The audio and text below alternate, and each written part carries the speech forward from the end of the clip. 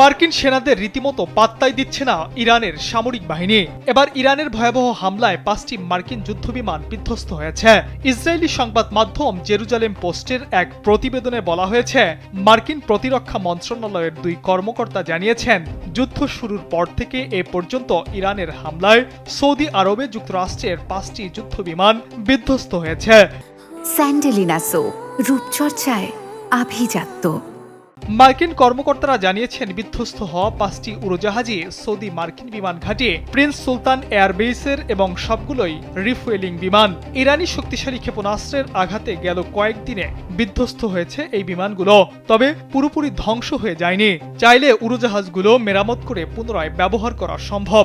এই 5 বিমান বিধ্বস্তের সময় কেউ নিহত কিংবা আহত হয়নি বলেও জানিয়েছেন মার্কিন কর্মকর্তারা।